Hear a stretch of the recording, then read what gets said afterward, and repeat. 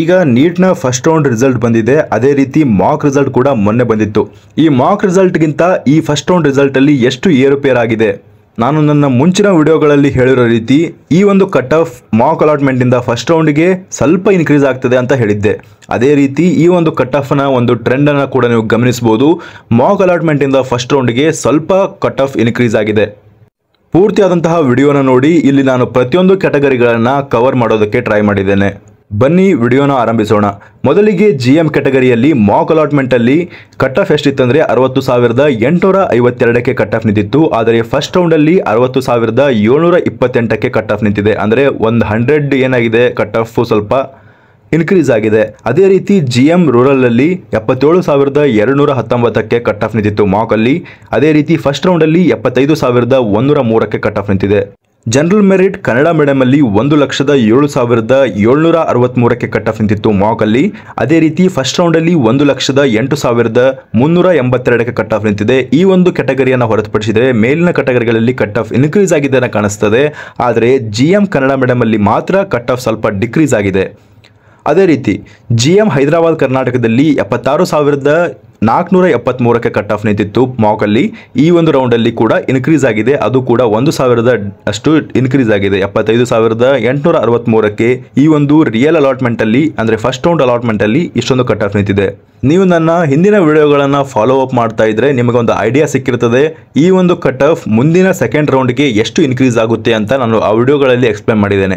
ಅದರಲ್ಲಿ ನಾನು ಯಾವ ಫ್ಯಾಕ್ಟರ್ಸ್ಗಳನ್ನು ಕನ್ಸಿಡರ್ ಮಾಡಿದ್ದೇನೆ ಅಂದರೆ PH ಕ್ಯಾಟಗರಿಯ ಕನ್ವರ್ಷನ್ ಸೀಟ್ಸ್ಗಳು, ಆಲ್ ಇಂಡಿಯಾದಿಂದ ಹಿಂತಿರುಗುವಂತಹ ಸೀಟ್ಗಳು, ಅಷ್ಟೇ ಅಲ್ಲದೆ ಯಾವುದಾದರೂ ಹೊಸ ಕಾಲೇಜ್ಗಳ ಆ್ಯಡ್ ಆಗೋದ್ರಿಂದ ಕೂಡ ಈ ಒಂದು ಸೀಟ್ಗಳಲ್ಲಿ ಸೆಕೆಂಡ್ ರೌಂಡಲ್ಲಿ ಇನ್ಕ್ರೀಸ್ ಆಗೋದ್ರಿಂದ ಕಟ್ ಆಫ್ ಬಹಳಷ್ಟು ಡ್ರಾಪ್ ಹೋಗ್ತದೆ.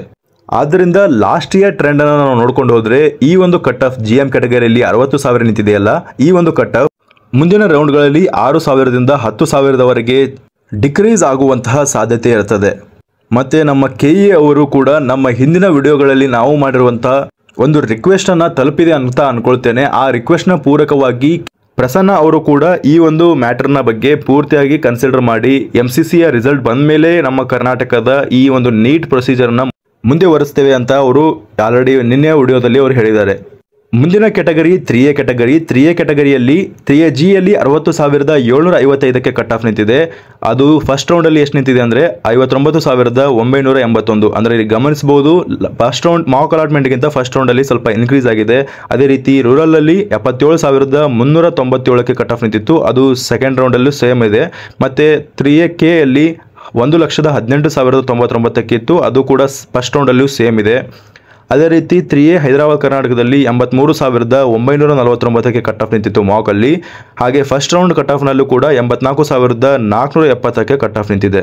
3A ಕಟ್ ಆಫ್ ಕೂಡ GM ಕಟ್ ಆಫ್ಗೆ ಈಕ್ವಲ್ ಆಗಿರೋದ್ರಿಂದ GM ಕ್ಯಾಟಗರಿಗಳಲ್ಲಿ ಸೀಟ್ ಇನ್ಕ್ರೀಸ್ ಆದರೆ ಸೆಕೆಂಡ್ ರೌಂಡಲ್ಲಿ ಇದು ಕೂಡ 3A ಕ್ಯಾಟಗರಿಯವರಿಗೆ ಇನ್ಕ್ರೀಸ್ ಆದಂಗೆ. ಯಾಕಂದರೆ 3A ಕ್ಯಾಟಗರಿಯಲ್ಲಿ ಸೀಟ್ಗಳ ಸಂಖ್ಯೆ ಇನ್ಕ್ರೀಸ್ ಆಗುವಂಥ ಸಾಧ್ಯತೆ ಬಹಳ ಕಮ್ಮಿ ಇರ್ತದೆ ನೆಕ್ಸ್ಟ್ ರೌಂಡಲ್ಲಿ. ಆದರೆ GM ಕ್ಯಾಟಗರಿಯಲ್ಲಿ ಸೀಟ್ ಇನ್ಕ್ರೀಸ್ ಆದರೆ ಆಟೋಮೆಟಿಕ್ ಆಗಿ 3A ಕ್ಯಾಟಗರಿಯಲ್ಲಿ ಕೂಡ ಸೀಟ್ ಇನ್ಕ್ರೀಸ್ ಆದಂಗೆ. ಯಾಕಂದರೆ ಇದು GM ಕ್ಯಾಟಗರಿಗೆ ಆಲ್ಮೋಸ್ಟ್ ಈಕ್ವಲ್ ಆಗಿರ್ತದೆ ಕ್ಯಾಟಗರಿ. ಮುಂದಿನದು 3B ಕ್ಯಾಟಗರಿ. 3B ಕ್ಯಾಟಗರಿಯಲ್ಲಿ ಕೂಡ ಗಮನಿಸಬಹುದು 3BGಯಲ್ಲಿ 62,410ಕ್ಕೆ ಕಟ್ ಆಫ್ ನಿಂತಿತ್ತು. ಆದರೆ ಫಸ್ಟ್ ರೌಂಡಲ್ಲಿ 62,149ಕ್ಕೆ ಕಟ್ ಆಫ್ ಡ್ರಾಪ್ ಆಗಿದೆ. 3B ಕನ್ನಡ ಮೀಡಿಯಮಲ್ಲಿ 1,09,190ಕ್ಕೆ ಕಟ್ ಆಫ್ ನಿಂತಿತ್ತು. ಅದು ಮತ್ತೆ ಇನ್ಕ್ರೀಸ್ ಆಗಿದೆ. 1,07,763ಕ್ಕೆ ಫಸ್ಟ್ ರೌಂಡಲ್ಲಿ ನಿಂತಿದೆ. ಮತ್ತು 3B ರೂರಲಲ್ಲಿ 75,103ಕ್ಕೆ ಕಟ್ ಆಫ್ ನಿಂತಿತ್ತು. ಆದರೆ ಫಸ್ಟ್ ರೌಂಡ್ ರಿಯಲ್ ಅಲಾಟ್ಮೆಂಟಲ್ಲಿ 75,011ಕ್ಕೆ ಕಟ್ ಆಫ್ ನಿಂತಿದೆ. 3B ಹೈದರಾಬಾದ್ ಕರ್ನಾಟಕದಲ್ಲಿ ಕೂಡ 76,674ಕ್ಕೆ ಕಟ್ ಆಫ್ ನಿಂತಿತ್ತು. ಮತ್ತು ಫಸ್ಟ್ ರೌಂಡ್ ಕಟ್ ಆಫಲ್ಲಿ 75,541ಕ್ಕೆ ಕಟ್ ಆಫ್ ನಿಂತಿದೆ. ಇದು ಕೂಡ ಕ್ಯಾಟಗರಿಯಲ್ಲಿ ನಿಮಗೆ GM ಕ್ಯಾಟಗರಿಯಲ್ಲಿ ಸೀಟ್ಗಳು ಇನ್ಕ್ರೀಸ್ ಆದರೆ ಈ ಒಂದು ಕ್ಯಾಟಗರಿಗಳು ಕೂಡ ಭಾಳಷ್ಟು ಎಫೆಕ್ಟ್ ಆಗಲಿದೆ, ಅಂದರೆ ಡ್ರಾಪ್ ಆಗಲಿದೆ ಕಟ್ ಆಫ್ ಸೆಕೆಂಡ್ ರೌಂಡಲ್ಲಿ.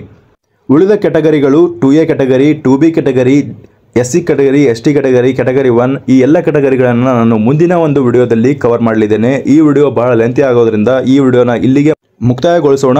ಆದ್ದರಿಂದ ಈ ಒಂದು ರೌಂಡ್ ಆದಮೇಲೆ ಅಂದರೆ ಫಸ್ಟ್ ರೌಂಡ್ನ ರಿಸಲ್ಟ್ ಆದಮೇಲೆ ನಿಮಗೆ ಚಾಯ್ಸ್ ಎಂಟ್ರಿಯನ್ನು ಮಾಡೋದಕ್ಕೂ ಕೂಡ ಅವಕಾಶ ಕೊಡ್ತಾರೆ. ಚಾಯ್ಸ್ ಎಂಟ್ರಿ ಅಂದರೆ ಚಾಯ್ಸ್ 1, ಚಾಯ್ಸ್ 2, ಚಾಯ್ಸ್ 3, ಚಾಯ್ಸ್ 4 ಈ 4 ಚಾಯ್ಸಲ್ಲಿ ನಿಮಗೆ ಯಾವುದಾದ್ರೂ ಒಂದು ಚಾಯ್ಸನ್ನು ಸೆಲೆಕ್ಟ್ ಮಾಡ್ಕೊಳ್ಳೋದಕ್ಕೆ ಅವಕಾಶವನ್ನು ಕೊಡ್ತಾರೆ. ನಾನು ಈ ಚಾಯ್ಸಸ್ಗಳ ಬಗ್ಗೆ ಪೂರ್ತಿ ಅಂತಹ ವಿವರಣೆಯನ್ನು ನನ್ನ ಹಿಂದಿನ ವಿಡಿಯೋಗಳಲ್ಲಿ ಕೊಟ್ಟಿದ್ದೇನೆ. ಚಾನಲ್ಗೆ ಹೋಗಿ ಆ ವಿಡಿಯೋನ ಕೂಡ ನೀವು ಗಮನಿಸಿಕೊಂಡು ಚಾಯ್ಸನ್ನು ಹಾಕುವಾಗ ಬಹಳಷ್ಟು ಎಚ್ಚರಿಕೆಯಿಂದ ಒಂದು ಚಾಯ್ಸ್ ಎಂಟ್ರಿಯನ್ನು ಮಾಡಬೇಕಾಗ್ತದೆ. ಯಾವುದೇ ಒಂದು ಸೀಟ್ ಸಿಗದೇ ಇರೋರು ಕೂಡ ಚಾಯ್ಸ್ ಎಂಟ್ರಿಯನ್ನು ಮಾಡುವಂತಹ ನೆಸಸರಿ ಇರೋದಿಲ್ಲ. ಡೈರೆಕ್ಟಾಗಿ ನೀವು ಸೆಕೆಂಡ್ ರೌಂಡ್ಗೆ ಎಲಿಜಿಬಲ್ ಆಗಿರ್ತೀರಾ. ಯಾವುದೇ ಸೀಟ್ಗಳು ಅಲಾಟ್ ಆಗದೇ ಇದ್ದರೆ ನಿಮಗೆ ಚಾಯ್ಸ್ ಎಂಟ್ರಿ ಮಾಡುವಂತಹ ಯಾವುದೇ ಒಂದು ಸಂದರ್ಭ ಬರೋದಿಲ್ಲ. ಅದರಿಂದ ನೀವು ಡೈರೆಕ್ಟಾಗಿ ಮುಂದಿನ ರೌಂಡ್ಗಳಿಗೆ ಎಲಿಜಿಬಲ್ ಆಗಿರ್ತೀರಾ. ಇದಿಷ್ಟಾಗಿತ್ತು ಈವರೆಗಿನ ಮಾಹಿತಿ. ಈ ಮಾಹಿತಿ ನಿಮಗೆ ಇಷ್ಟವಾಗಿದ್ದರೆ ಚಾನಲನ್ನು ಸಬ್ಸ್ಕ್ರೈಬ್ ಮಾಡ್ಕೊಳ್ಳಿ. ಹಾಗೆ ನಿಮ್ಮ ಫ್ರೆಂಡ್ಸ್ಗಳಿಗೂ ಈ ವಿಡಿಯೋನ ಶೇರ್ ಮಾಡಿ. ಧನ್ಯವಾದಗಳು.